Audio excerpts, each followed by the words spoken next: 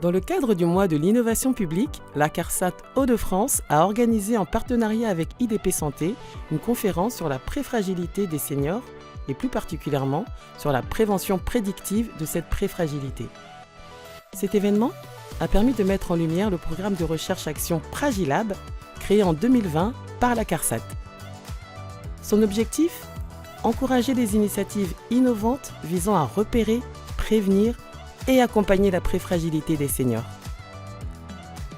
C'est dans cette dynamique que la start-up IDP Santé est aujourd'hui capable de prédire les premiers signes de vulnérabilité et ainsi d'engager un accompagnement précoce. Lors de cette conférence, IDP Santé a pu présenter Smart Predict, un dispositif médical d'évaluation objective de la fragilité, de la mobilité et du risque de chute. Cet outil novateur, créé grâce au soutien de la CARSAT, combine des tests d'équilibre, de marche ou encore sur le contrôle des mouvements.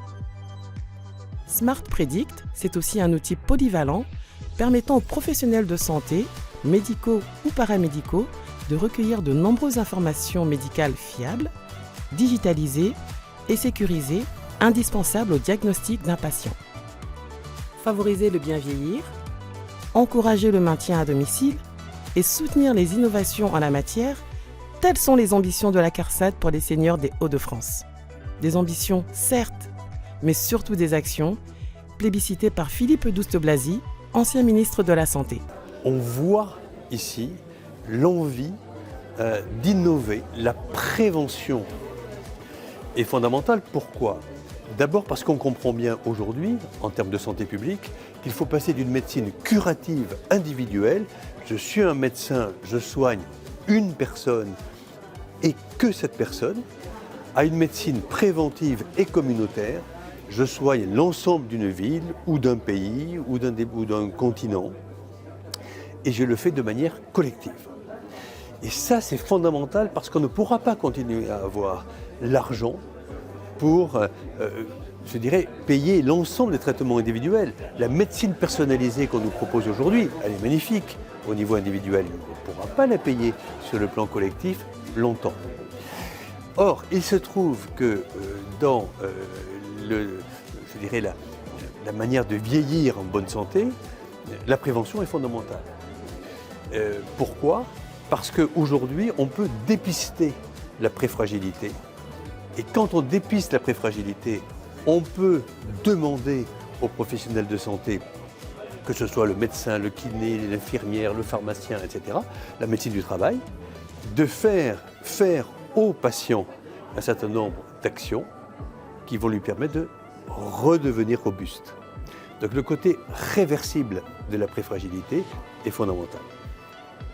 C'est pour ça que je voudrais féliciter la CARSAT Hauts-de-France, parce que parmi tout ce qu'elle fait, elle est la seule qui amène, je dirais, qui fait une démarche collective vers le dépistage des préfragiles. Il faut savoir que 40% des seniors, aujourd'hui, sont dans la préfragilité. Donc vous vous rendez compte le sujet de santé publique que c'est quand on sait que la chute coûte 2 milliards à la sécurité sociale, à l'assurance maladie.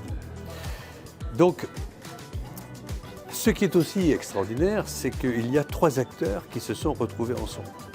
Il y a la CARSAT Hauts-de-France, il y a aussi Pragilab, qui est cette aventure, je dirais, assez incroyable, régionale, locale, de différents acteurs, et puis IDP Santé, cette start-up qui, au fond, est la première à présenter un outil qui puisse être répétitif et qui permettra ainsi de suivre les personnes dans le temps. Le programme Pragilab, il est très intéressant pour moi parce que je suis épidémiologiste, je suis enseignant en santé publique et la première chose que le programme Pragilab a fait, c'est de définir des facteurs de risque. Alors, les facteurs de risque, la définition du facteur de risque, c'est que lorsque le facteur de risque est là, la maladie arrive. Lorsqu'on enlève le facteur de risque, la maladie disparaît. Deuxièmement, coordonner les différents acteurs afin qu'on soit dans une démarche collective pour dépister et pour accompagner les patients.